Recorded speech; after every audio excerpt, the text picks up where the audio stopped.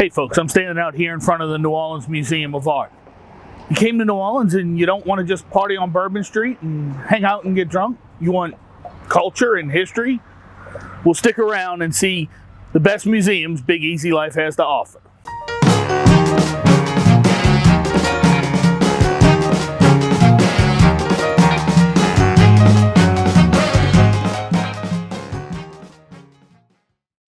Now, New Orleans has museums of every shape, size, and type.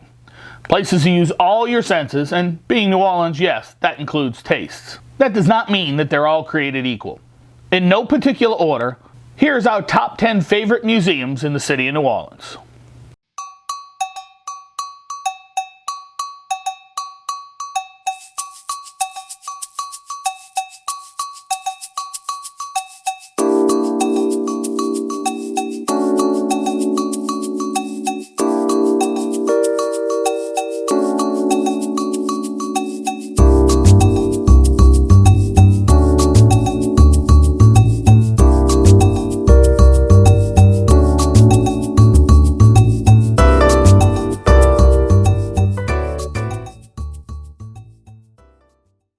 All right, number one, let's get this out of the way right off the bat. That's the National World War II Museum. It's been ranked in the top museums in the world. You heard me right, not just in New Orleans, not in the US, the whole world. It's continued to expand its exhibits since it opened in 1991, and they now include the Arsenal of Democracy, the Road to Tokyo, the Road to Berlin, Beyond All Boundaries, the D-Day invasion of Normandy, the U.S. Merchant Mariner Gallery, Bayou to Battlefield. All of these things are included. Also, there is the Boeing Center with the jaw-dropping collection of aircraft, and now the Higgins Hotel and Conference Center. If you're coming to town, put some time aside to visit. If you're a local and haven't visited, shame on you. You need to get out there and visit the National World War II Museum. Number two, New Orleans Museum of Art. Now, the New Orleans Museum of Art, NOMA, is the city's oldest fine arts institution.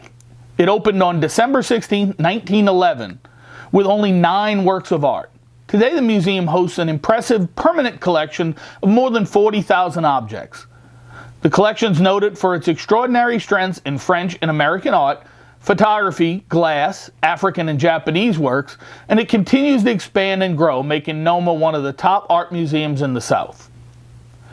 And to me, what's outside the museum can be even more impressive than what's inside. And that would be the City Park Sculpture Garden. This garden occupies approximately 11 acres adjacent to the museum. Atypical of most sculpture gardens, this garden is located with a mature existing landscape of pines, magnolias, and live oaks surrounded by 2 lagoons. Conceived in 2003, the garden doubled its size in 2019 and has grown from its inception and has more than 90 sculptures. And guess what? It's free, guys. You pay to get in the museum, but the sculpture garden is free. So go to NOMA.org and take a look. We'll have the link below. All right, number 3 on the list. You're coming to New Orleans or you're visiting trying to learn about your own history. You got to visit the New Orleans Jazz Museum. This is housed in the historic Old U.S. Mint, strategically located at the intersection of the French Quarter and the Frenchmen Street Live Music Corridor. The New Orleans Jazz Museum is in the heart of the city's vibrant music scene. The Jazz Collection chronicles the music and careers of the men and women who created, enhanced, and continue in the tradition of New Orleans jazz at the local, national, and international level. It consists of instruments, pictorials, sheet music, photographs, records, tapes, manuscripts, and all kinds of other items, ranging from Louis Armstrong's first cornet to a 1917 disc of the first jazz recording ever made. It includes the world's largest collection of instruments owned and played by important figures in jazz. Trumpets, cornets, trombones, clarinets, saxophones, they've got it all. I think it's a great start or finish to any day, as it sits as an anchor point to the French Quarter. You can either start there in the morning and then work your way along, or have that as your pinnacle at the end of the day. It's part of the Louisiana State Museum system, so I'll have a link to all their museums below. All right, number 4 is the Pharmacy Museum. This is located in the French Quarter at 514 Charter Street.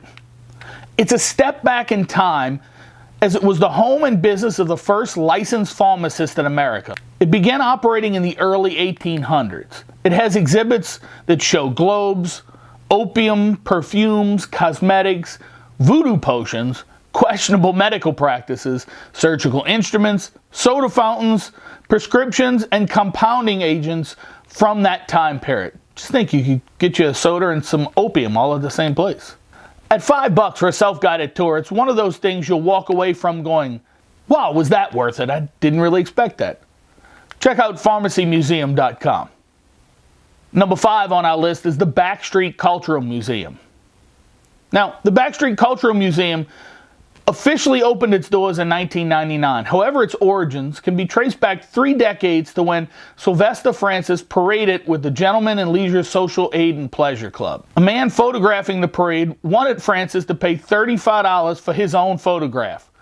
To avoid such costs in the future, he bought both a Super 8 camera and a still camera and began documenting carnival celebrations, second-line parades, and jazz funerals throughout the area. Today, the Backstreet Cultural Museum holds the world's most comprehensive collection related to New Orleans' African-American community-based masking and processional traditions, including those Mardi Gras Indians, jazz funerals, social and pleasure clubs, baby dolls, and skull and bone gangs. Located in the Tremaine neighborhood, just blocks from Armstrong Park, it's one of those places you'll never find if you weren't tipped to it by a local or someone who's been to it before.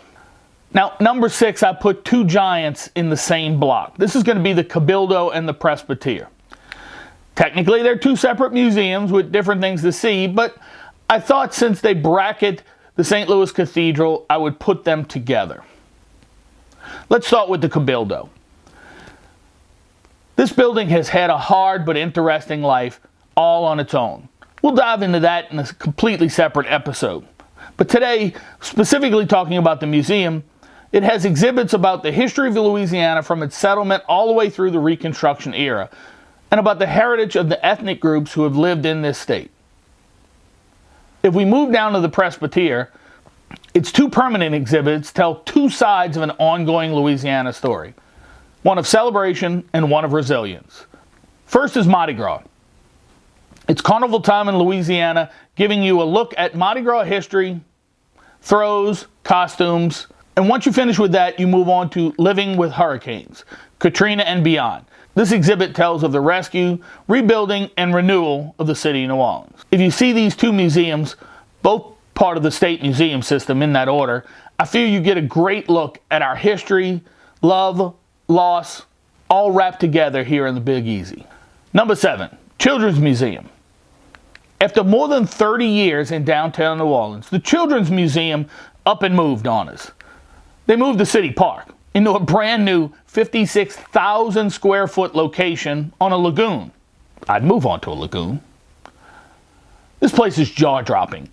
Everything is interactive, hands-on, and just downright cool. If you have young people, you've got to go see it. You can visit them at www.lcm.org. All right, next up is number 8, Confederate Memorial Hall.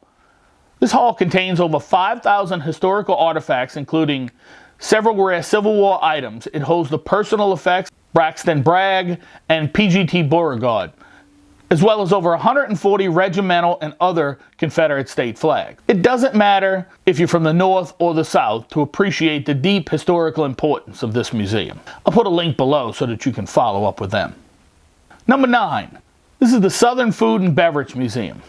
They have a mission to explore the culinary history of the American southern states to explain the roots of Southern food and drink.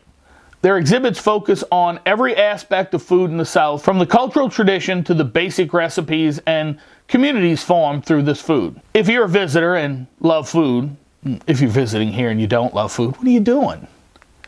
You need to get over there and get some insight. If you're a local, go and enjoy some amazing pieces of our past. You can find them at southernfood.org.